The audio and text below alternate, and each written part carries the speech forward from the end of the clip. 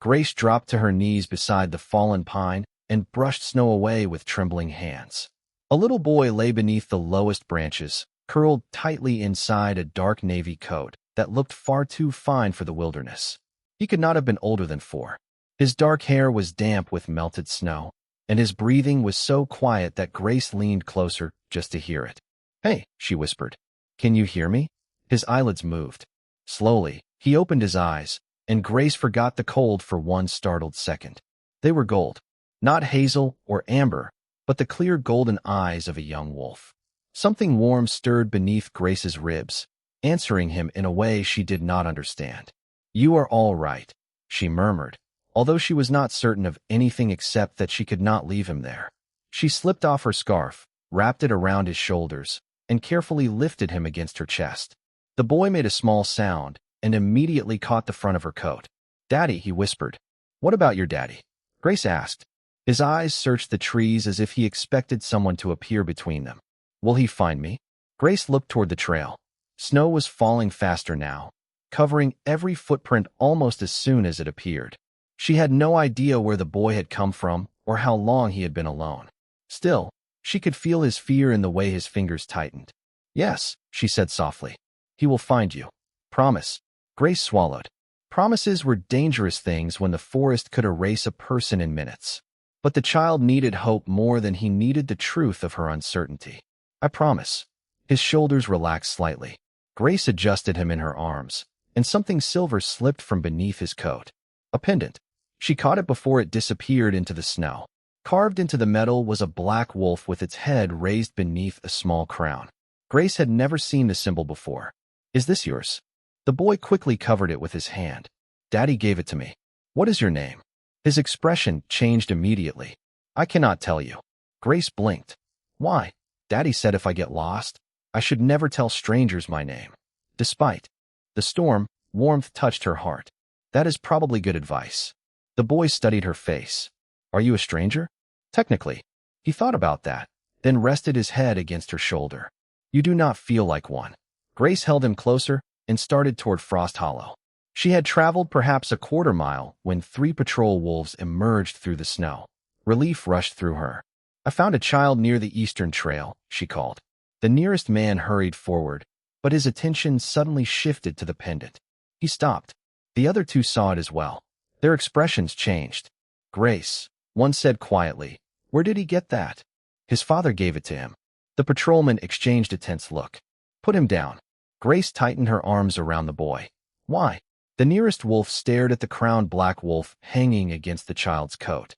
"Because that is a royal crest." Grace dropped beside the fallen pine and pushed snow away with both hands. Beneath the lowest branches lay a little boy, curled tightly inside a dark navy coat that looked far too expensive for a child wandering alone in the forest. He could not have been older than 4. His dark hair was damp, his cheeks pale, and his breathing came so softly that Grace leaned closer just to hear it. "Can you hear me?" she whispered. His eyelids fluttered. When they finally opened, Grace went still. His eyes were gold, bright, and unmistakably wolf, yet there was something unusual in them, something that made the quiet warmth beneath her ribs suddenly stir. "You are safe," Grace said, though she had no idea if that was true. She removed her scarf, wrapped it around his shoulders, then carefully lifted him against her chest. His small hand immediately caught her coat. "Daddy," he whispered. "Where is your daddy?" The boy looked past her toward the white forest. "Will he find me?" Grace followed his gaze. Snow was already erasing her footprints. Whoever his father was, he could be 5 miles away or 50. She had no way of knowing. But she knew what fear felt like. She knew how it felt to believe nobody was coming. "Yes," she said gently. "He will find you." The boy searched her face. "Promise." Grace hesitated. Then she nodded. "I promise." His fingers loosened slightly. As Grace adjusted him in her arms, something silver slipped from beneath his coat. A pendant swung against her wrist. She caught it and stared at the symbol carved into its surface. A black wolf stood beneath a small crown, surrounded by a circle of tiny stars. Grace had never seen the crest before, but the craftsmanship alone told her it was important. "Did your father give you this?" The boy quickly covered the pendant with his hand. "Yes." "What is your name?" His expression became guarded. "I cannot tell you." Grace blinked. Why not? Daddy said if I ever get lost, I should not tell strangers my name. Despite the cold, something warm touched Grace's heart. Your daddy gave you good advice. The boy studied her carefully. Are you a stranger? I suppose I am. He considered that answer with surprising seriousness before resting his head against her shoulder. You do not feel like one. Grace held him closer and started toward Frost Hollow. The snow reached nearly to her knees in places, making every step harder, but she kept moving. After about a quarter mile, 3 patrol wolves appeared through the storm. Relief rushed through her. I found a child near the eastern trail, Grace called. The nearest patrolman approached, then suddenly stopped. His attention had locked onto the silver pendant. The other 2 saw it as well. Their expressions changed instantly. Grace, one said, his voice strangely careful. Where did that come from? His father gave it to him. No one answered. The boy tightened his arms around her neck. Grace looked from one patrolman to another. What is wrong? The oldest of them stepped closer, staring at the crowned black wolf. That is the Blackwood Royal crest. Grace felt her heartbeat stumble. Royal? The patrolman nodded slowly. Then his eyes shifted from the pendant to the mysterious child in her arms. Grace, whatever you do, do not let that boy out of your sight. Do not let him out of my sight. Grace repeated, staring at the patrolman. Then help me get him somewhere warm. The oldest man, Daniel Mercer, looked toward Frost Hollow. But the trail behind them had nearly vanished beneath the storm. We cannot make it back safely carrying a child through this, he said. There is an old watchtower about half a mile east. We can shelter there until visibility improves. Grace nodded immediately, but the second patrolman caught Daniel's arm. If that crest is real, we need to report it now. Report what? Grace asked. That we found a royal child freezing in our territory? Nobody answered. The little boy shifted against her shoulder. Cold, he whispered. That single word ended the argument for Grace. You can report whatever you want after he is warm. She started east. Grace, wait. Daniel caught up with her. You do not understand. The Blackwood crest belongs to the royal family. If this boy is who I think he is, every minute matters. Then stop wasting them. Grace surprised herself with the sharpness in her voice. The other 2 patrolmen exchanged uneasy looks. She had spent years stepping aside whenever stronger wolves spoke. Tonight, their rank felt meaningless beside the small heartbeat against her chest. They moved through the trees until the storm thickened again. Wind swept across the trail, forcing Grace to turn her body so the boy remained shielded beneath her coat. After several minutes, one patrolman stopped. We should split up. Daniel can stay with them. We returned to Frost Hollow and alert Alpha Reed. Daniel hesitated, then nodded. Go. The 2 men disappeared into the snow. Grace continued forward, but the boy seemed heavier now. Stay awake for me, she whispered. His golden eyes opened briefly. I am trying. Good. Keep talking. Tell me something about your daddy. A faint smile touched his face. He is very tall. That helps enormously. And everybody listens when he talks. Grace managed a small laugh. That sounds convenient. Sometimes he looks scary. The boy paused. But he is not scary with me. Grace felt another strange warmth beneath her ribs. Then we will make sure you get back to him. Daniel suddenly raised a hand. Ahead, through the white haze, the dark outline of the watchtower appeared between the trees. Relief lasted only seconds. The boy had stopped talking. Grace looked down. Hey. No response. She touched his cheek. It felt colder than before. Open your eyes for me. His lashes moved, but his eyes remained closed. Grace quickened her steps. Daniel reached for the child. Give him to me. I can carry him faster. Grace instinctively pulled back. The moment Daniel's hand approached, something deep inside her reacted. Not fear, not anger, a powerful certainty. Protect him. Grace stopped, startled by the feeling. Her wolf had never spoken to her before. Daniel stared at her. Grace. She barely heard him. Beneath her coat, the royal pendant had begun to feel strangely warm, and the little boy's fingers tightened weakly around hers. Grace looked toward the watchtower. Move, she whispered. Then she ran. If that crest is real, we cannot simply walk back into Frost Hollow with him, Daniel Mercer said, keeping his voice low beneath the wind. Grace stared at him while the little boy rested against her shoulder. Why not? Daniel glanced toward the other patrolman. Because the Blackwood royal family does not travel without guards. A child wearing that crest should never have been alone in these woods. The youngest patrolman shifted uneasily. We need to return to Alpha Reed and send word immediately. And what happens to him while you do that? Grace asked. The storm is closing the western trail. We cannot move everyone safely. Everyone. Grace looked at the three healthy men, then at the small child trembling inside her coat. He is 4 years old. Daniel stepped closer. Grace, listen to me. If this is connected to the royal family, making the wrong decision could bring consequences for the entire pack. There it was again. The pack. Always the pack. Grace had been taught that those words ended every argument. Her comfort mattered less than the pack. Her dignity mattered less than the pack. Even her place beside a warm fire could be taken if someone decided the pack looked better without her. The boy stirred weakly. Grace. She looked down, startled. How do you know my name? They said it. His golden eyes barely opened. Do not leave me. Something inside her tightened. Grace looked back. At Daniel. I am taking him somewhere warm.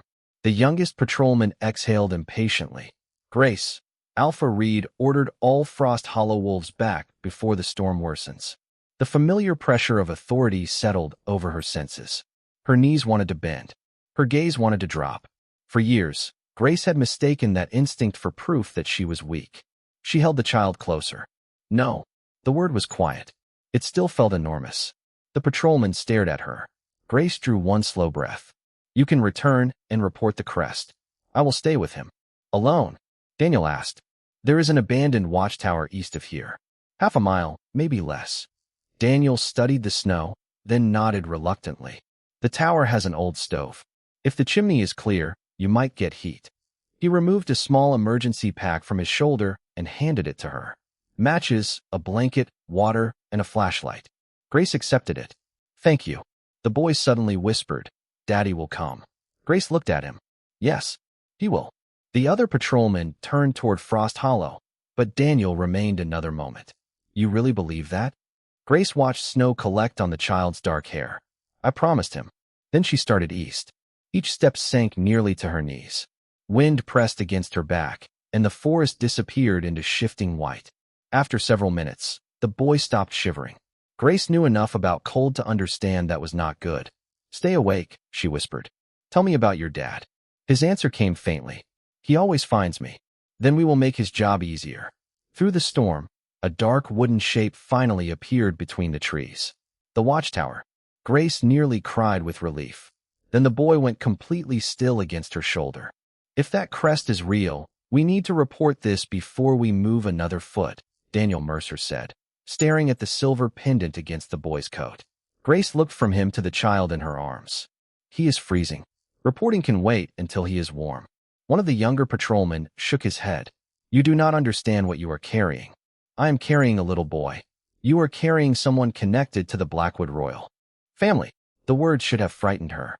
Instead, Grace felt the child shiver against her chest, and everything else became strangely unimportant. Daniel glanced toward Frost Hollow. The trail was disappearing beneath fresh snow. We should return and notify Alpha Reed. He can contact the royal party. Grace looked at the darkening forest behind them. How long will that take? Nobody answered. An hour, she pressed. 2. We do not know, Daniel admitted. The boy lifted his head weakly. Grace. Hearing her name in his small voice made her heart tighten. I am here. Do not leave me. Grace drew him closer. The youngest patrolman stepped forward. Alpha Reed ordered everyone back before the storm became dangerous. His rank carried a subtle pressure that Grace had obeyed all her life. Her shoulders wanted to lower. Her eyes wanted to fall. She remembered Madison's laughter, Charles Reed handing her the empty basket, and every quiet lesson teaching her that stronger wolves decided what happened next. Then the child slipped his cold fingers into hers. Grace raised her chin. No. The patrolman stared at her. Even Grace was startled by how steady the word sounded. There is an old watchtower east of here, she continued. It is less than half a mile away. I am taking him there. You would disobey a direct order for a stranger? Grace looked down at the boy. He stopped being a stranger when everyone else decided he was not worth the trouble. Daniel's expression softened. After a moment, he removed the emergency pack from his shoulder and handed it to her. There is a blanket, water, matches, and a flashlight inside. The tower has an old wood stove if it still works. Grace accepted the pack. Thank you. Daniel turned to the others. We go back and alert Alpha Reed. She gets the child under shelter. The younger patrolman looked unhappy, but finally nodded. Before leaving, Daniel met Grace's eyes. Keep that pendant hidden. Until we know why a royal child was alone out here, trust carefully. Then the three men disappeared into the white forest. Grace started east. Snow reached almost to her knees, and every step demanded more strength than the last. Stay awake for me, she whispered. The boy made a faint sound. Tell me about your daddy. He is tall. That is useful. Everybody listens to him. Even better. The child almost smiled. He always finds me. Grace tightened her hold. Then we just need to give him time. Minutes later, the outline of the abandoned watchtower appeared through the storm. Relief rushed through her, but it vanished when she realized the boy was no longer shivering. Hey, Grace whispered. No answer. She touched his cheek and hurried forward. Stay with me. Somewhere beneath her ribs, the quiet warmth she had carried all her life suddenly awakened, stronger than she had ever felt it before. The watchtower door resisted Grace for 3 desperate pushes before the frozen wood finally gave way. She stumbled inside with the boy held tightly against her chest and kicked the door closed behind them. The room was small, dusty, and bitterly cold, but it blocked the wind. That was enough. Stay with me, Grace whispered as she lowered him onto an old wooden bench. His golden eyes remained closed. She opened Daniel's emergency pack and found the blanket, matches, flashlight, and a bottle of water. In the corner stood the old iron stove he had mentioned. Grace searched beside it and found several pieces of dry wood left beneath a canvas sheet. Her fingers shook so badly that the first match went out. The second caught. Soon a small flame flickered behind the stove door, but the room would take time to warm. Time frightened her now. Grace wrapped the blanket around the boy and rubbed his small hands between hers. Come on. You promised your daddy he could find you. No response. She touched his cheek. Still cold. Too cold. Please. Grace had never considered herself useful in an emergency. Frost Hollow valued strength, speed, sharp senses, powerful wolves. She had none of those things. Her own wolf had never fully appeared. Yet the strange warmth beneath her ribs was growing stronger with every breath the child struggled to take. Grace placed one hand over the center of his chest. The sensation immediately rushed downward, flowing through her shoulder and into her palm. She gasped. Silver light appeared beneath her skin, faint at first, like moonlight beneath clear water. Grace tried to pull away, but the boy's fingers suddenly closed around her wrist. The warmth surged. It did not hurt. It felt familiar, gentle, almost as if something inside her had been waiting years for permission to wake. What are you? Grace whispered, though she was no longer certain whether she meant the child or herself. The silver glow traveled from her palm into him. His breathing deepened. Color slowly returned to his cheeks. Grace stared, afraid even to blink. Then the watchtower disappeared.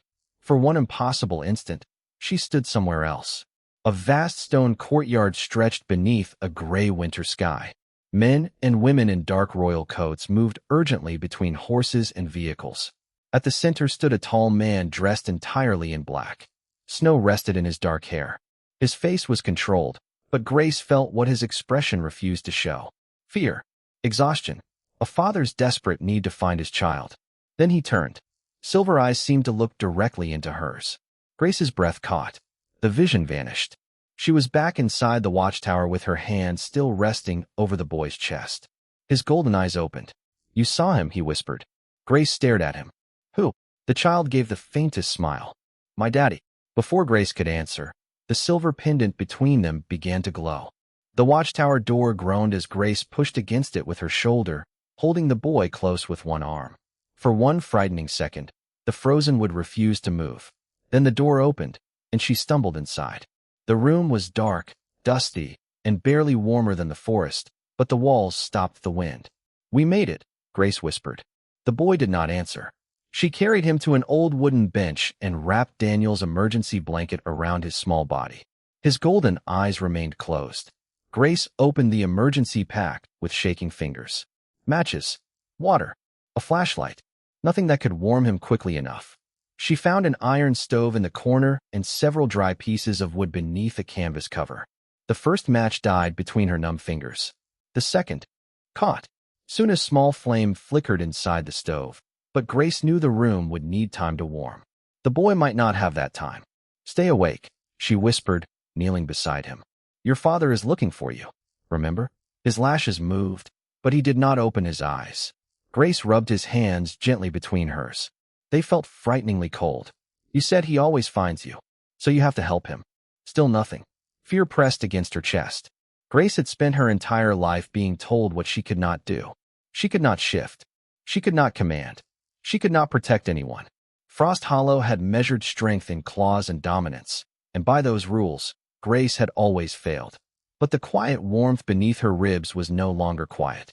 It spread through her chest with every breath, stronger than she had ever felt it. Without knowing why, Grace placed her palm over the boy's chest. Warmth rushed down her arm. She gasped. A faint silver glow appeared beneath the skin of her hand, soft as moonlight beneath water. Grace almost pulled away, but the boy's fingers closed weakly around her wrist. The warmth deepened. It was not fierce. It did not demand anything from her. It felt gentle, steady, certain. The silver light flowed from her palm into him, and his breathing slowly became deeper. Grace stared in disbelief as a little color returned to his cheeks. Then the room vanished. For a heartbeat, Grace saw a vast stone courtyard beneath a gray sky. Dark vehicles lined the gates. Royal guards hurried through falling snow. At the center stood a tall man dressed in black, his shoulders rigid, his dark hair touched with white frost. Grace could not hear his voice, but somehow she felt him. Exhaustion, fear, determination, and beneath everything else, the desperate love of a father searching for his child. The man suddenly turned. His silver eyes seemed to meet hers across an impossible distance. Grace forgot how to breathe. Then the vision shattered.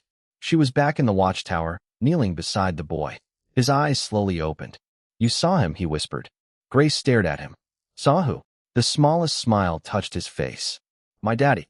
Before Grace could speak, the royal pendant resting against his chest began to glow with the same silver light beneath her hand. The watchtower door would not open at first. Grace pushed against the frozen wood with her shoulder, keeping the little boy tucked beneath her coat. Please, she whispered, though she was no longer sure whether she was speaking to the door, the storm, or whatever had allowed her to find him. One final push sent the door inward. Grace stumbled into a narrow room filled with dust and winter darkness. It was cold, but the walls blocked the wind. For now, that was enough. She lowered the boy onto an old wooden bench and wrapped Daniel's emergency blanket around him. Hey, stay with me. His golden eyes remained closed. Grace found the iron stove in the corner and searched beside it until her fingers touched dry wood beneath a canvas sheet. The first match slipped from her numb hand. The second went dark. The third caught. A small flame finally appeared, spreading warmth slowly through the iron. Too slowly. Grace returned to the boy and rubbed his hands between hers. Your daddy is looking for you, she whispered. You told me he always finds you. His breathing remained faint. Grace swallowed her fear. She had spent 22 years hearing what weakness looked like. Weakness was an omega who could not shift. Weakness was a wolf without dominance. Weakness was Grace Miller standing quietly while others decided where she belonged. But none of those definitions mattered inside this forgotten tower. There was only a child who needed her. The familiar warmth beneath her ribs suddenly grew stronger. Grace pressed one hand over her chest. The sensation moved with her heartbeat, gentle but insistent, as though something sleeping inside her had finally opened its eyes. Without understanding why, she placed her other hand over the boy's chest. Warmth rushed down her arm. Grace gasped. A soft silver glow appeared beneath the skin of her palm. It spread across her fingers like moonlight moving over water. She tried to pull away, frightened by something she had never experienced, but the boy's hand closed around her wrist. Please, he breathed. Grace stayed. The silver light flowed from her hand into him. His breathing deepened. Slowly, warmth returned to his face. Relief nearly brought tears to Grace's eyes. Then the watchtower disappeared. For one impossible heartbeat, she stood in a vast stone courtyard beneath falling snow. Royal vehicles waited beside iron gates. Guards moved urgently through the gray evening. At the center stood a tall man dressed in black. Frost touched his dark hair, but he seemed unaware of the cold. Grace could not hear him. Yet she felt everything he was trying not to show. Exhaustion, fear, a terrible emptiness, and beneath it all, the fierce devotion of a father searching for his child. Suddenly, the man stopped. He turned toward her. Silver eyes met hers across a distance that should have made such a thing impossible. Grace forgot to breathe. The vision vanished. She was kneeling inside the tower again. The boy opened his golden eyes. "You saw him," he whispered. Grace stared at him. "Who?" A faint smile appeared. "My daddy." Then the silver pendant on his chest began glowing beneath Grace's hand. 3 days without his son had taught Ethan Blackwood that silence could be louder than any alarm. The temporary royal command post occupied an old lodge nearly 30 miles north of Frost Hollow, yet no one inside spoke above a murmur. Maps covered the long table. Search routes had been marked across forests, mountain roads, and frozen rivers. Every team had returned with the same answer: nothing. Ethan stood beside the window, watching snow erase the road outside. He had not slept for more than an hour at a time since Liam disappeared. His advisors had begun speaking carefully around him, avoiding the possibility none of them wanted to name. Ethan refused to accept it. Liam was alive. He had to be. "Your Majesty," an older advisor said quietly, "the storm is closing the southern roads. We may need to suspend the search until morning." Ethan turned. "No. Visibility is less than 50 yards. Then send teams who know how to navigate without it. We already have." The advisor lowered his voice. "Everyone is exhausted." Ethan looked back toward the window. Somewhere beyond those trees was a 4-year-old boy who hated sleeping without his favorite blanket and insisted that hot chocolate tasted better from the blue cup. A king could command thousands of wolves. A father could still be helpless. Ethan closed his eyes. The bond between him and Liam had grown so faint during the past day that he could barely sense it. Then something changed. Warmth moved through his chest. Ethan's eyes opened. He gripped the edge of the table. Wait. Every conversation stopped. The sensation came again. Faint. Silver. Alive. Liam. Ethan drew a sharp breath as the bond suddenly strengthened. Relief hit him so quickly that his knees almost weakened. He is alive. The room erupted into motion, but Ethan raised one hand. There was something else inside the connection. Someone else. A presence he had never felt before. Gentle. Exhausted. Female. An omega. Ethan closed his eyes again and followed the strange thread. For one impossible instant, he saw firelight reflected against old wooden walls. He felt small fingers wrapped around another hand. Then he saw a woman's face. Snowdamp hair. Tired eyes. A quiet determination that felt stronger than dominance. Ethan's heartbeat changed. The image vanished, leaving only one certainty. She was with Liam. More than that, somehow she was keeping his son warm. "South," Ethan said. His captain stepped forward. "How far?" Ethan turned toward the map and placed his finger over the Frost Hollow territory. "There." An officer stared at him. "Frost Hollow is nearly 30 miles away. Prepare the convoy. The roads are barely passable." Ethan reached for his black winter coat. "Then we drive slowly." His advisor studied him. "You can truly feel Prince Liam?" Ethan paused at the door. The bond pulsed again, brighter now, carrying the echo of that unknown Omega's warmth. "Yes." "And the woman?" Ethan looked south through the storm. He did not understand who she was, why Liam's bond had opened through her, or why some buried part of him recognized a presence he had never encountered. But for the first time in 3 days, Ethan knew exactly where he needed to go. "I can feel her too." 3 days without his son had taught Ethan Blackwood how cruel silence could become.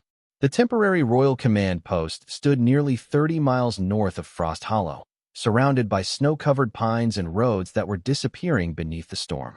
Maps covered the long table inside. Search routes crossed valleys, frozen creeks, and mountain roads in red pencil. Yet every returning team brought the same answer. Nothing.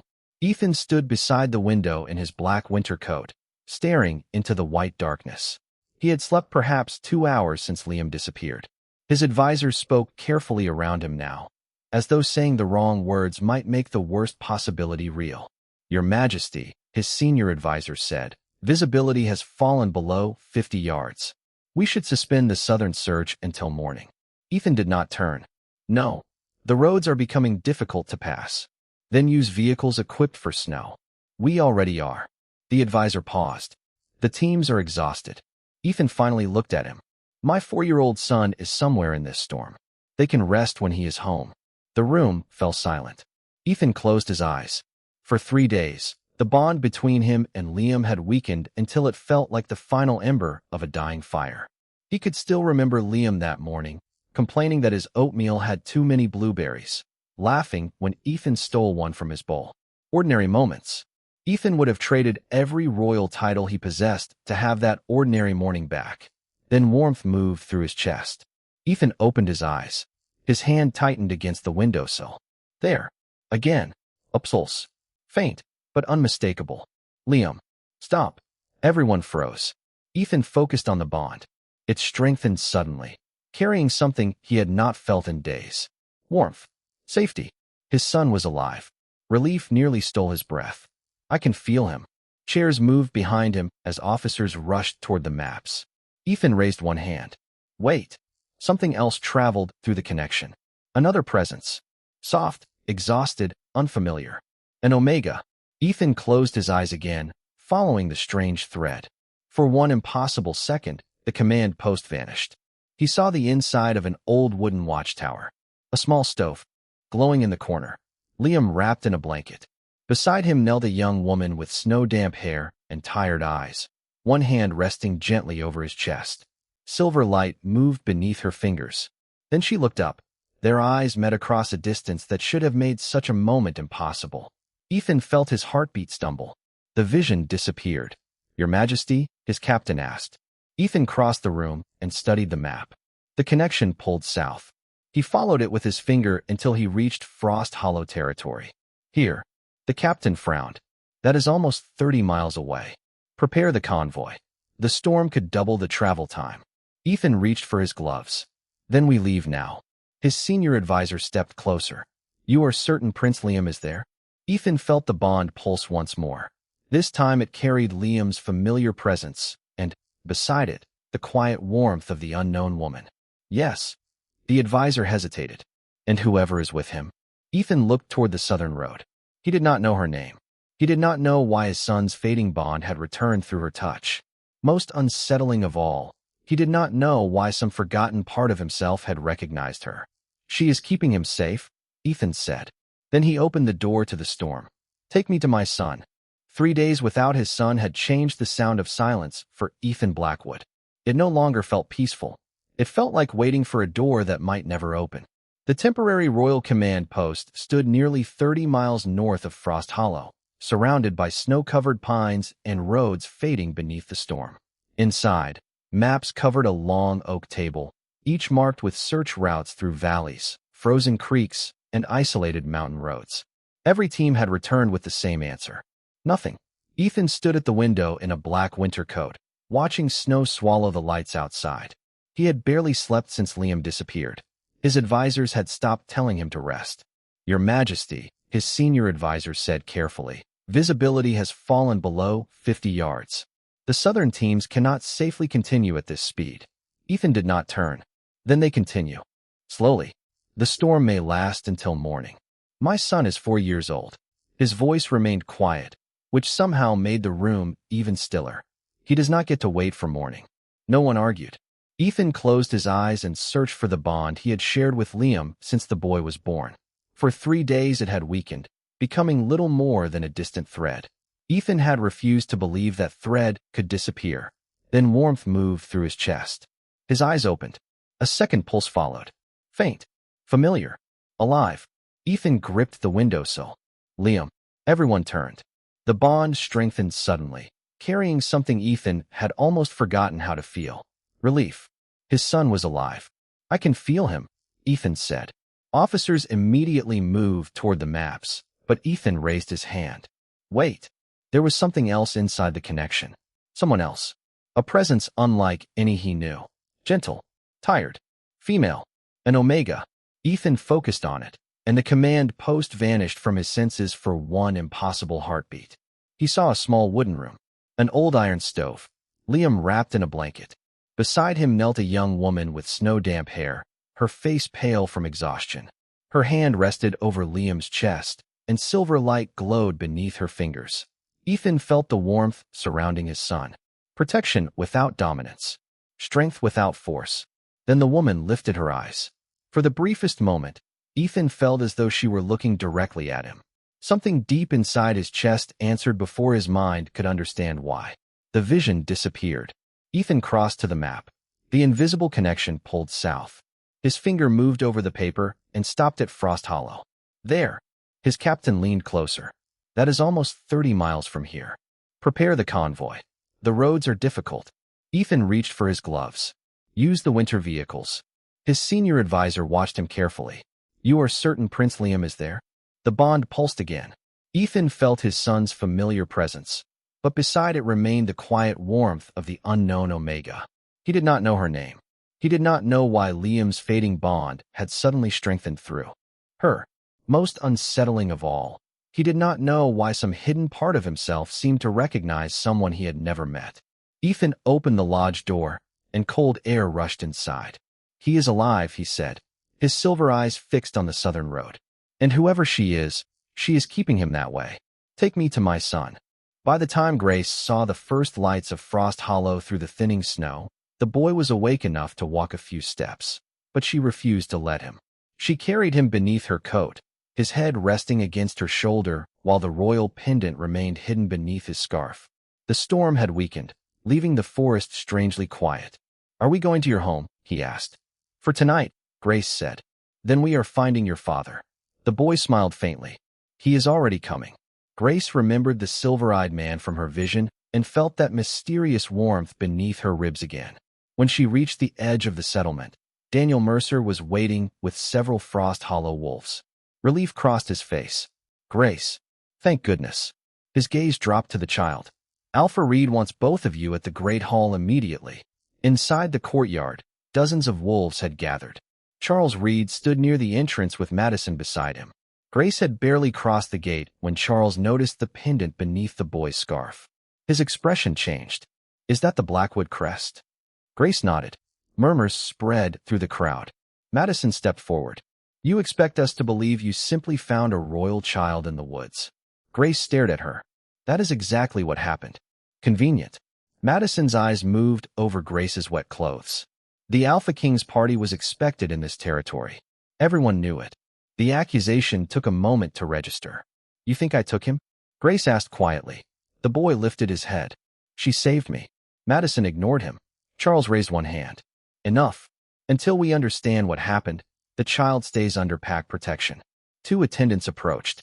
The boy immediately tightened his arms around Grace. No. It is all right, Grace whispered. I am staying right here. Then lights appeared. Beyond the gates. One vehicle. Then another. Then 6 more, moving slowly through the snow. The courtyard fell silent. Black flags bearing the crowned wolf crest fluttered above the lead vehicle. Every Frost Hollow wolf lowered their head. Charles went pale. Royal convoy. Grace's heartbeat quickened. The lead door opened. A tall man stepped into the courtyard wearing a black winter coat. Dark hair. Broad shoulders. Silver eyes. Grace stopped breathing. She knew those eyes. The man from the vision. Every wolf around her dropped to one knee. Grace remained standing because her body had forgotten how to move. The little boy suddenly twisted in her arms. Daddy. Grace barely had time to lower him before he ran across the courtyard. Ethan Blackwood dropped to one knee and opened his arms. Liam disappeared into his father's embrace. For several quiet seconds, the Alpha King seemed to forget the entire world existed. Then he stood with Liam held securely against him. Who found you? Ethan asked. Liam turned immediately. His small finger pointed across the courtyard toward Grace. Every face followed. Her, Liam said. His voice was clear now. Grace found me. Grace kept me warm. Ethan's silver eyes met hers. Recognition flashed between them. Grace felt the warmth beneath her ribs answer. Liam rested his head against his father's shoulder and added softly, She saved me. By the time Grace saw the lights of Frost Hollow through the fading snow, the boy was awake again, but she still carried him beneath her coat. His head rested against her shoulder, and every few minutes she felt his small hand touch the silver pendant as if making sure it was still there. Are we close? He asked. Very close. Grace adjusted the blanket around him. Once we get inside, we will find someone who can contact your father. The boy gave her a sleepy smile. He is already coming. Grace remembered the silver-eyed man from the vision. She wanted to ask how the child could possibly know, but voices reached them before she could. Daniel Mercer appeared near the edge of the settlement with several Frost Hollow wolves. Grace. Relief softened his face. Alpha Reed has been waiting. We sent word about the royal crest. They escorted her toward the Great Hall, where nearly the entire pack had gathered in the courtyard. Charles Reed stood at the entrance with Madison beside him. The moment Charles saw the pendant beneath the child's scarf, his expression changed. That is truly the Blackwood crest. Grace nodded. Madison stepped closer, suspicion replacing her usual smile. And you just happened to find him? Grace stared at her.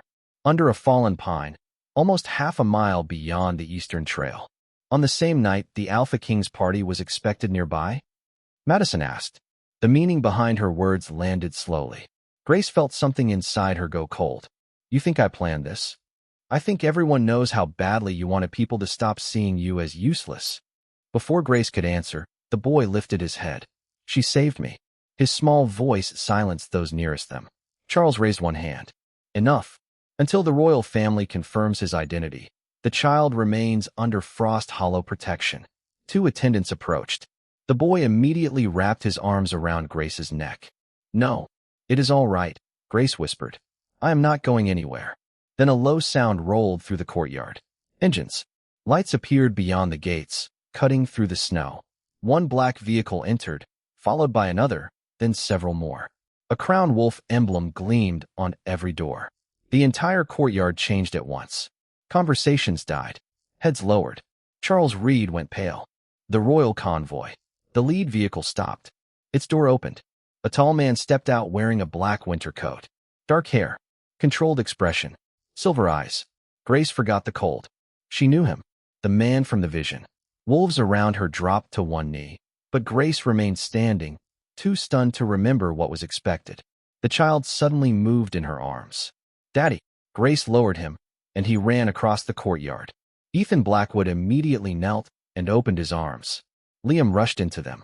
For several long seconds, the feared Alpha King said nothing. He simply held his son close, his eyes closed as relief softened every hard line in his face. When Ethan finally stood, Liam remained safely in his arms.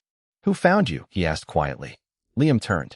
His golden eyes searched the crowd until they found Grace.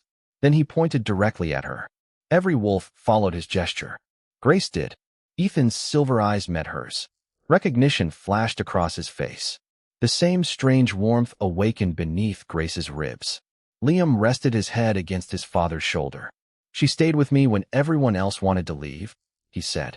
Then his small voice became certain. She saved me. By the time Grace reached Frost Hollow, the storm had weakened to a steady fall of snow, but the little boy remained wrapped tightly beneath her coat. He was awake now, his golden eyes clearer, though his small hand still held her sleeve as if he feared she might disappear.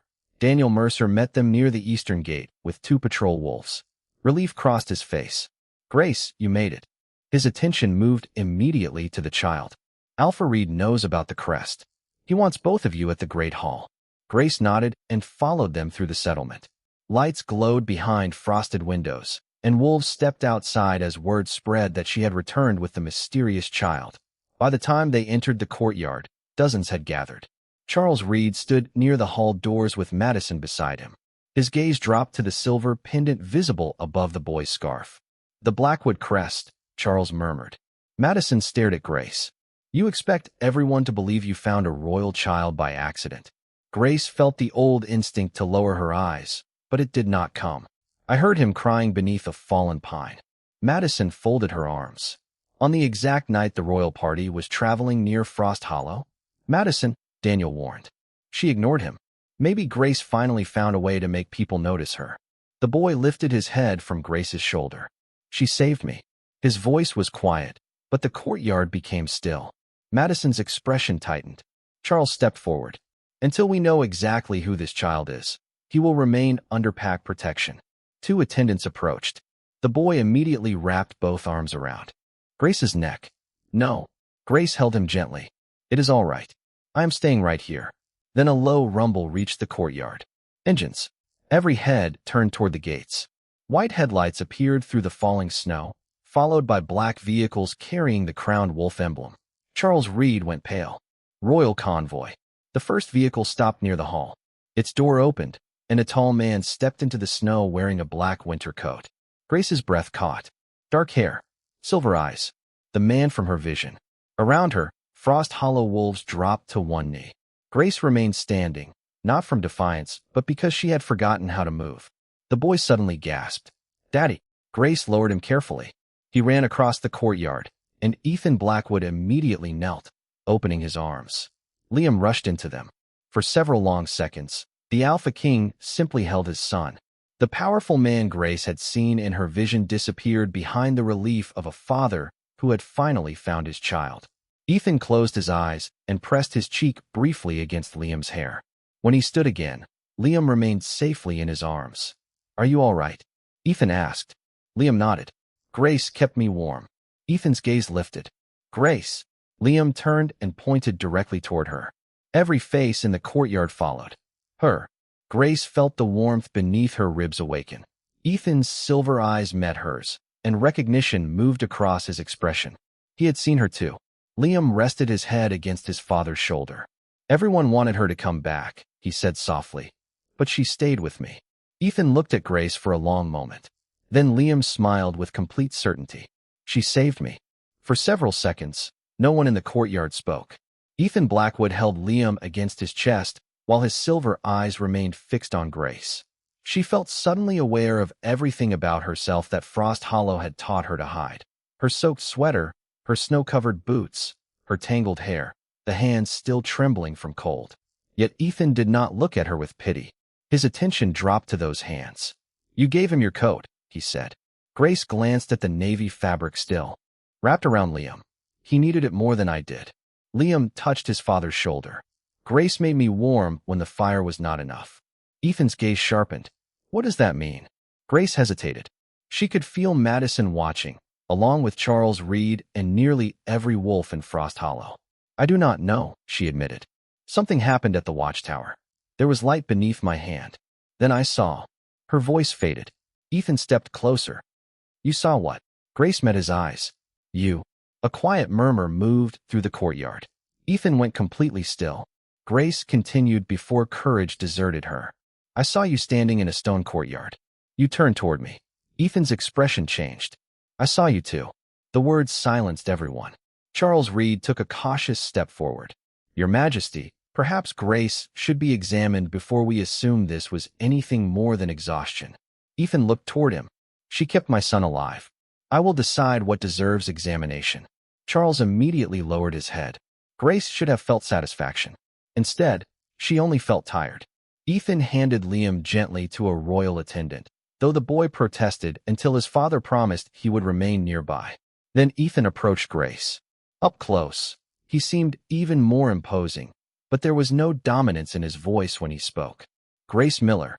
She blinked. "Yes. My son says you stayed when others would not." Grace glanced toward Liam. He was scared. "You were cold." So was he. Something softened in Ethan's eyes. He extended his hand, not as a king expecting obedience, but as a man offering gratitude. "Thank you." Grace stared at his hand. Then she placed hers in it.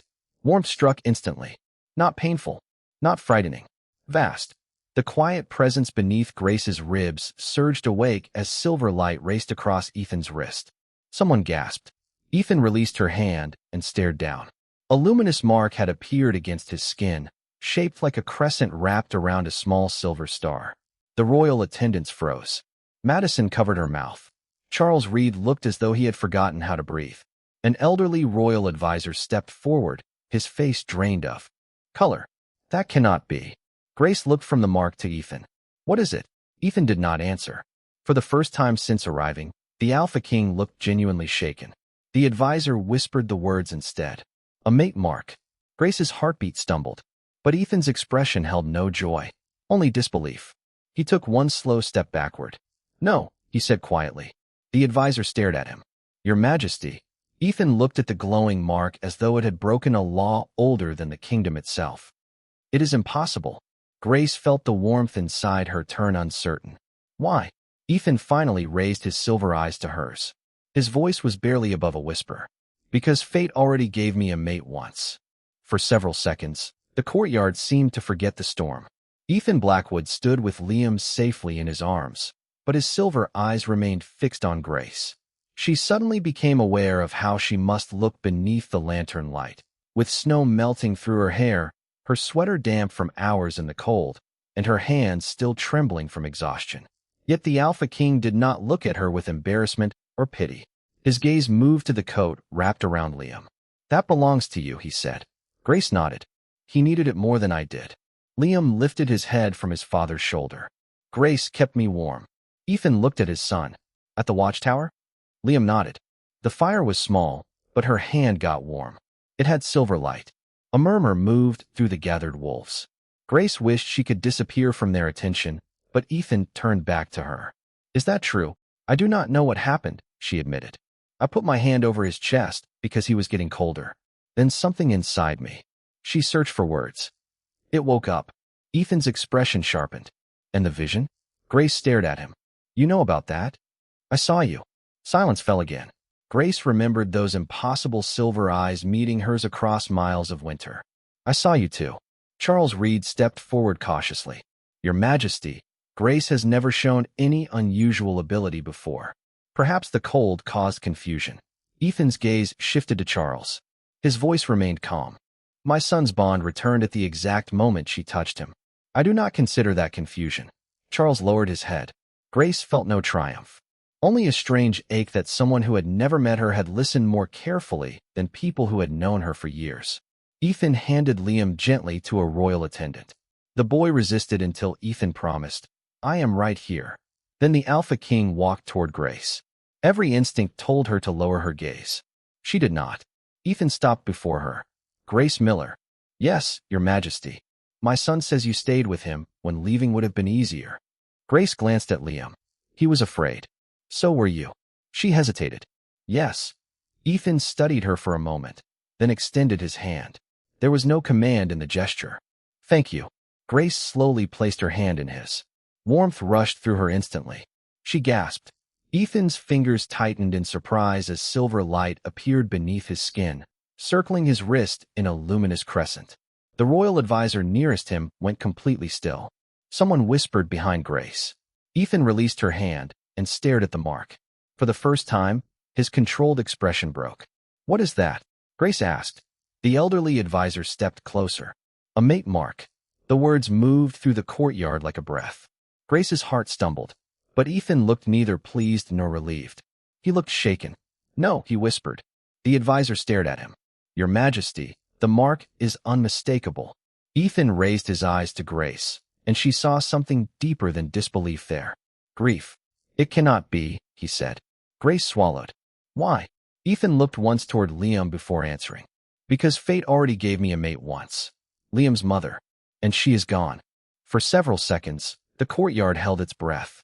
Ethan Blackwood stood with Liam secure in his arms, but his silver eyes remained on Grace as if he were trying to understand how the woman from his impossible vision had become real. Grace felt painfully aware of her damp sweater, snow-covered boots, and trembling hands.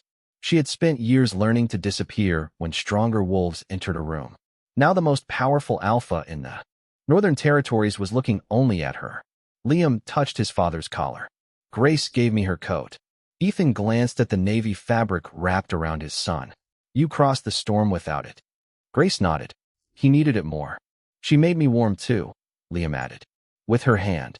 Ethan's expression changed. "Tell me." Grace swallowed. "He was getting colder at the watchtower. I put my hand over his chest. There was a silver light, and then I saw you." A murmur moved through Frost Hollow. Ethan went still. "You saw me?" "In a stone courtyard.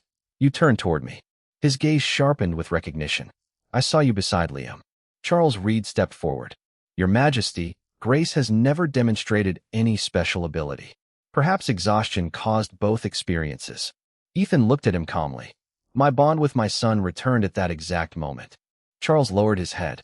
Grace felt something unfamiliar tighten in her chest. Ethan had known her for minutes, yet he had listened without laughing. Ethan passed Liam carefully to a royal attendant, promising the reluctant child that he would remain close. Then he approached Grace. He stopped an arm's length away. "Grace Miller." Yes, Your Majesty. You stayed with my son when you could have protected yourself instead. Grace looked toward Liam. He was scared. So were you. She hesitated, then answered honestly. Yes. Ethan studied her for a quiet moment before extending his hand. There was no command in the gesture. No expectation. Thank you. Grace placed her hand in his. The world seemed to become silent. Warmth rushed through her palm and climbed her arm, answering the strange presence beneath her ribs. Ethan inhaled sharply. Silver light appeared around his wrist, gathering into a luminous crescent wrapped around a small star. Grace released his hand. The royal advisor beside Ethan stared at the mark with open disbelief. That is impossible. Madison's face had gone pale. Charles Reed said nothing. Grace looked at Ethan. For the first time, the Alpha King's calm disappeared. What happened? She whispered. The elderly advisor stepped closer. It is a mate mark. Grace's heartbeat stumbled. Around them, whispers began spreading through the courtyard, but Ethan seemed unable to hear any of them. He stared at the glowing symbol as though it had reopened a door he believed fate had closed forever. No, he said softly. The advisor lowered his voice. Your Majesty, there is no mistaking it. Grace searched Ethan's face. She expected anger or wonder. Instead, she found grief. Why is it impossible? She asked. Ethan slowly raised his eyes to hers. Then he looked toward Liam. When he spoke again, his voice was quiet. Because I already had a mate. Liam's mother was the woman fate chose for me. Grace waited. Ethan looked back at the silver mark. And she has been gone for years. A mate mark does not make me yours. Grace's voice was quiet, but the words stopped every whisper in the courtyard. Ethan looked up from the silver mark glowing around his wrist. For one heartbeat, Grace wondered if she had gone too far. This was the Alpha King, a man powerful enough to make Frost Hollow fall silent simply by entering its gates. Yet Grace had spent her entire life allowing other wolves to decide what her weakness meant, where she belonged, and how much space she was permitted to occupy. She would not let fate become another voice making choices for her. Ethan studied her, and something in his expression softened. No, he said. It does not. Madison stared at him. Charles Reed looked equally stunned. Ethan continued. Whatever this mark means, Grace Miller will not be claimed, commanded, or taken anywhere against her will. The words settled over the courtyard with more force than any order Grace had ever heard. The elderly royal advisor stepped closer. Your Majesty, we should understand what happened before making assumptions. May I examine her hand? Grace hesitated. The advisor noticed. Only with your permission. That mattered. She nodded. He held his palms several inches beneath hers without touching. Think about the boy, he said. Grace looked toward Liam, who was watching from the arms of a royal attendant. Immediately, warmth stirred beneath her ribs. A faint silver glow appeared along her fingertips. The advisor drew a slow breath. I have only read about this. Ethan stepped closer. About what? Guardian Omegas. Charles frowned. Those bloodlines disappeared generations ago. They became rare, the advisor corrected. That is not the same as disappearing. He looked at Grace. Their wolves did not express strength through dominance. Their gifts were protection, healing, and the restoration of weakened bonds. Grace stared at the silver light. All those years. Every failed shift. Every whispered insult. You mean I am not wolfless? Her voice nearly broke on the question. The advisor smiled gently. No, Grace. Your wolf was never absent. Everyone was simply waiting for her to become something she was never meant to be. Grace looked down at her hands.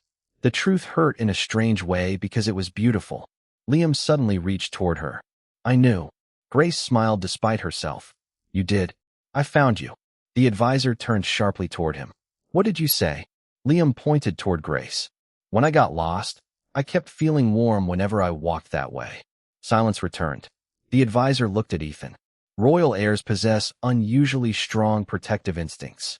If Liam was frightened and searching for safety, his bond may have guided him toward the nearest guardian. Grace's breath caught. She had believed she had found Liam by accident. Perhaps he had been finding her too.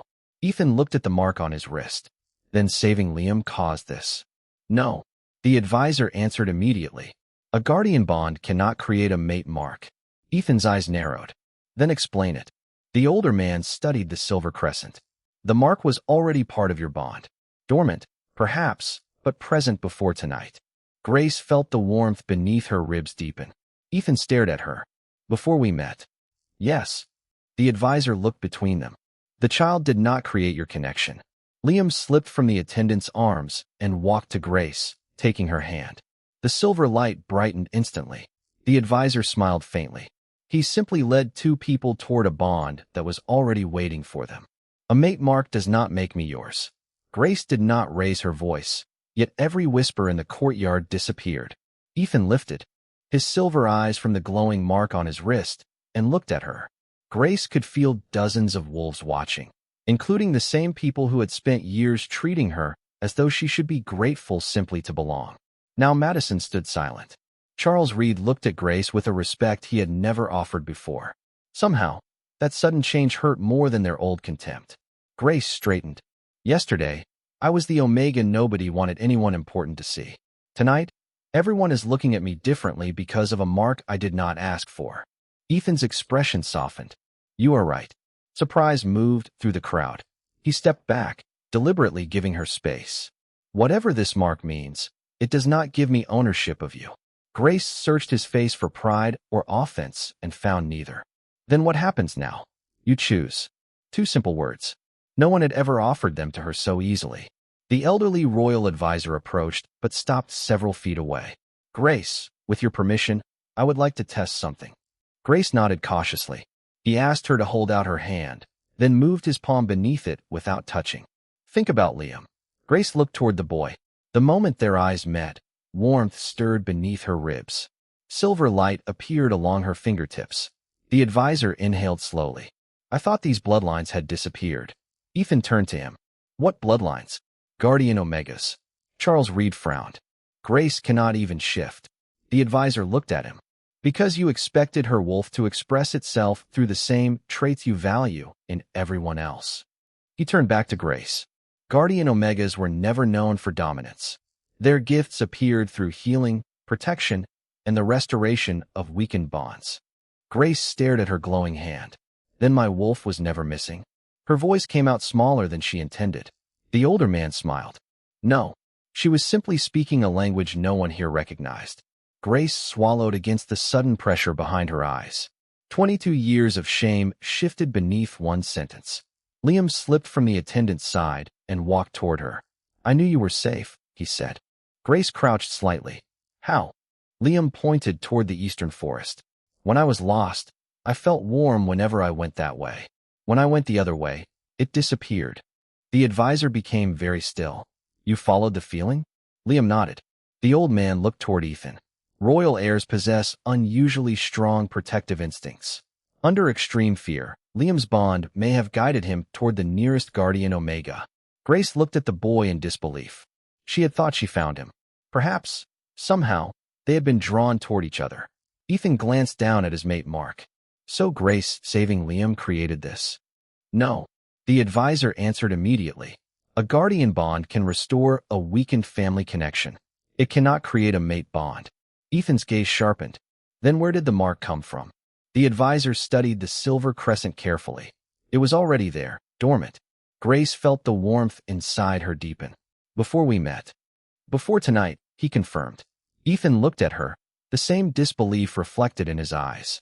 Liam quietly reached for Grace's hand. The moment his fingers touched hers, silver light brightened beneath her skin, and Ethan's mark answered with a gentle glow. The advisor watched both lights, then spoke softly. Liam did not create your connection. Grace looked from the child to the Alpha King. Then what did he do? The old man smiled.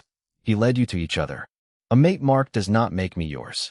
Grace's voice was soft, but the courtyard became completely still. Ethan raised his silver eyes from the glowing crescent on his wrist. For a moment, Grace expected the authority of the Alpha King to fill the silence. Instead, he stepped back, giving her space. No, he said. It does not. The answer startled everyone except Liam, who watched them with quiet curiosity. Grace glanced around Frost Hollow. Only hours earlier, Madison had laughed at her. Charles Reed had sent her into the storm because she was an embarrassment. Now both were watching her, as though one silver mark had transformed her into someone worthy of respect. Grace hated how quickly contempt had become admiration. Yesterday, I was the Omega nobody wanted. The royal family to see, she said. I am still that same person. Charles lowered his gaze. Madison said nothing. Ethan's expression remained calm. Then they should have seen your worth yesterday. Something tightened in Grace's chest. Before she could answer, the elderly royal advisor approached. Grace, may I examine the energy you used to help Liam? He stopped several feet away, waiting. The fact that he asked permission mattered more than Grace expected. She nodded. What do I do? Hold out your hand and think about protecting him. Grace looked toward Liam. Immediately, warmth stirred beneath her ribs. Silver light appeared along her fingertips, gentle and steady. The advisor stared. Guardian. Ethan turned toward him. Explain. Guardian Omegas were once recorded throughout the Northern Territories, but their bloodlines became extremely rare generations ago. Their wolves do not express themselves primarily through dominance or physical shifting. Their gifts appear through healing, protection, and bond restoration. Grace could barely speak. You mean I am not wolfless? The advisor looked at her kindly. You never were. The words landed deeper than any insult ever had. 22 years of believing something inside her was missing, and now this stranger was telling her it had been there all along. Then why could nobody sense it? Because they were looking for strength in only one form. Liam slipped away from the attendant and walked toward Grace. I felt her. Everyone looked at him. Grace crouched slightly. What do you mean? When I was lost, I kept feeling warm when I walked toward the eastern trees. When I went another way, it got colder. The advisor became very still. You followed that feeling? Liam nodded. Then I heard Grace. The older man turned to Ethan. Royal heirs possess unusually strong protective instincts. Liam may have been unconsciously drawn toward the nearest guardian Omega. Grace stared at the boy. She had believed she found him beneath that fallen pine by chance. Perhaps chance had never been part of it. Ethan looked at the silver mark around his wrist. Did her guardian gift create this? No, the advisor answered.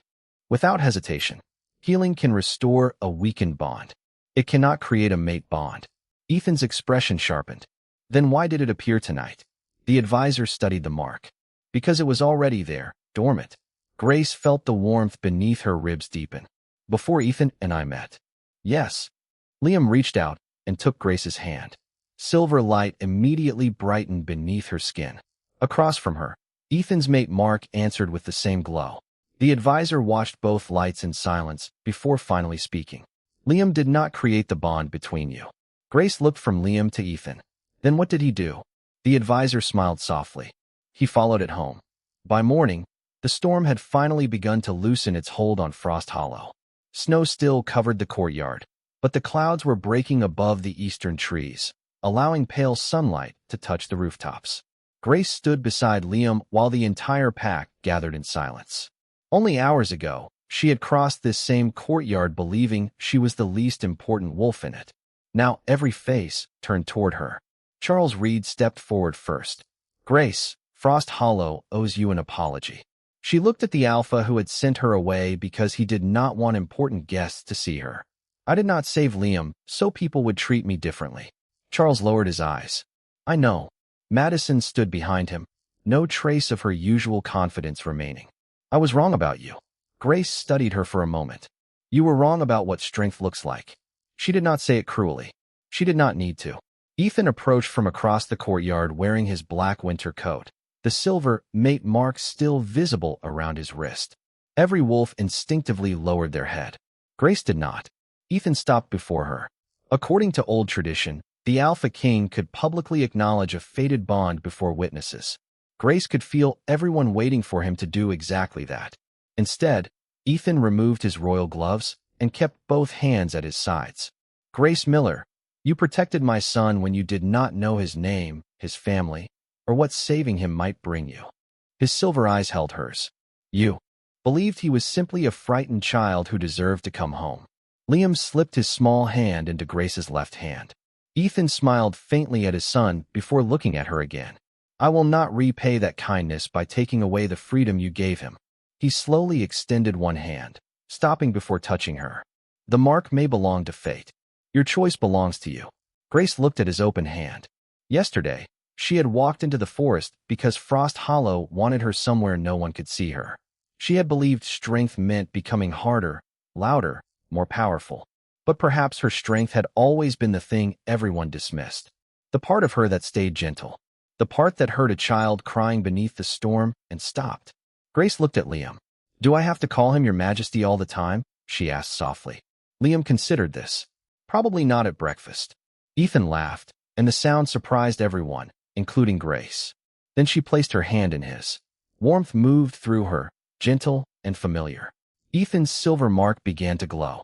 Grace looked down as matching light gathered around her own wrist, forming the same crescent and star. No command, no claim. Acceptance. Liam smiled and squeezed her other hand. Around them, Frost Hollow lowered their heads, but Grace no longer needed their approval. She turned toward the royal vehicles with Liam on one side and Ethan on the other. Behind her stood the place that had taught her she was weak. Ahead waited a life she had chosen for herself. And as morning sunlight spread across the snow, Grace finally understood that true strength had never been about making others bow. Sometimes it was simply refusing to leave someone alone in the cold. If Grace's journey reminded you that kindness can be stronger than power, like this story, share it with someone who believes the same, and subscribe to the channel for more stories where courage, compassion, and destiny can change everything. By morning, the storm had softened into a quiet fall of snow, and pale sunlight stretched across the Frost Hollow courtyard.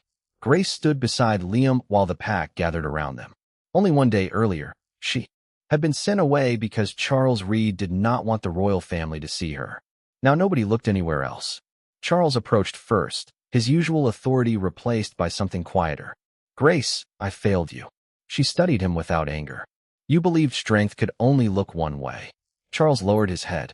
Madison stood several feet behind him, her expression uncertain. "I am sorry too," she said. "I treated you like you were less than the rest of us." Grace remembered every laugh, every whisper, every moment she had made herself smaller just to avoid becoming someone's joke. Yet revenge brought no warmth to her heart. "Then remember this the next time someone seems weaker than you." Madison nodded and stepped back. Grace felt Liam squeeze her hand. Across the courtyard, Ethan approached in his black winter coat. The silver crescent around his wrist remained visible. Every Frost Hollow wolf lowered their head as he passed, but Grace stayed exactly as she was. Ethan stopped before her. "There is an old royal tradition concerning a revealed mate bond," he said. Grace felt the crowd waiting. She knew what they expected. A declaration. A claim. Something that would turn destiny into obligation. Ethan looked at his glowing wrist, then back at her. "I will not follow it." Murmurs moved through the courtyard. "Grace Miller, you found my son when you believed he was nobody important. You gave him your coat. You stayed when leaving would have been easier. You protected him without knowing whether anyone would ever thank you." His voice softened. "I will not repay that kindness by taking away your choice." Ethan extended his hand, but stopped several inches from hers. He did not touch her. "The mark may belong to fate. Your future belongs to you." Grace stared at his open hand. Her entire life, other people had decided what she was. Weak, broken, wolfless, unworthy. Then one frightened child had followed a feeling through the snow and somehow found the part of Grace that everyone else had overlooked. Liam slipped his hand into hers. "You can come with us," he whispered. Grace smiled down at him. "Is that a royal command?" Liam became very serious. "No, Daddy says commands are not how you make friends." Ethan almost smiled. Grace looked at him again. She did not see the Alpha King from frightened stories. She saw the father who had crossed 30 miles through a storm for his son, and the man powerful enough to claim a bond, yet gentle enough to wait. Grace placed her hand in his. Warmth flowed between them. Ethan's mate Mark glowed silver. Then light gathered around Grace's wrist, slowly forming a matching crescent and star. A soft gasp moved through the courtyard. Ethan did not pull her closer. He simply held her hand. Grace understood. This was not possession. It was acceptance.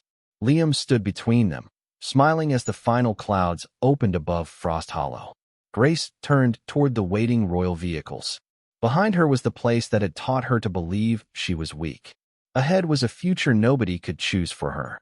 She took the first step herself. Ethan walked beside her. Liam held her other hand.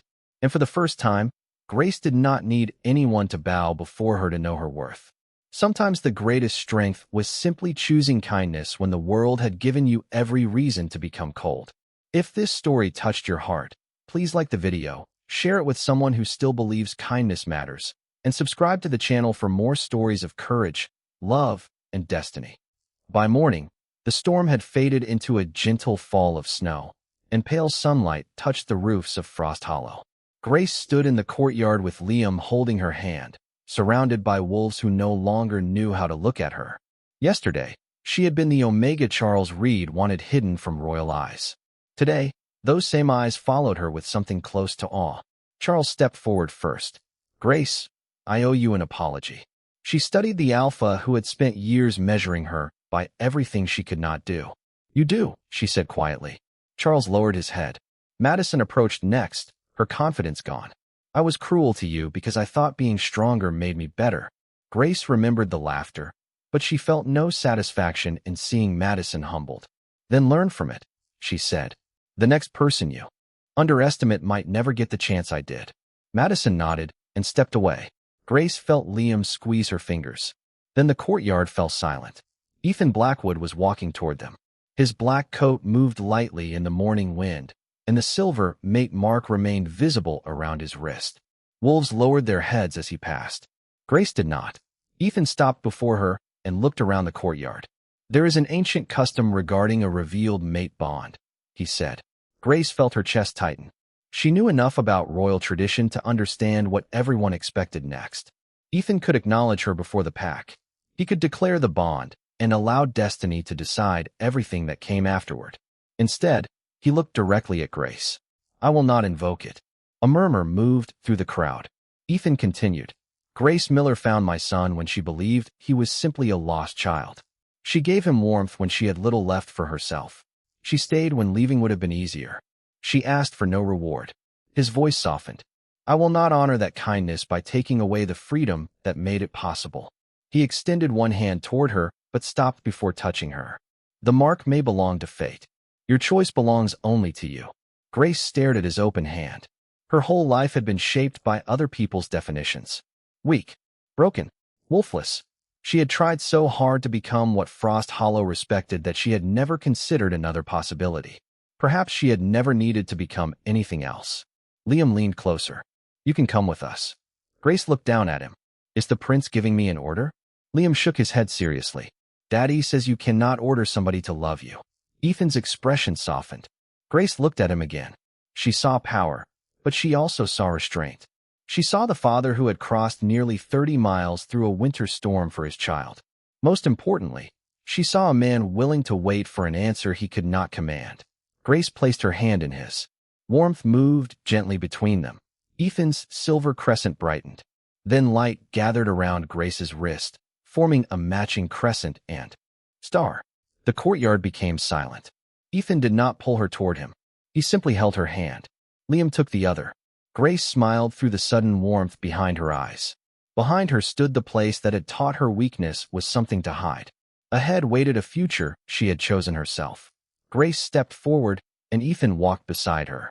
Liam swung their joined hands between them as sunlight spread across the snow. For the first time, Grace understood that true strength had never required claws, rank, or fear. Sometimes it was simply remaining gentle in a world that had not been gentle with you. And sometimes destiny did not arrive to claim you.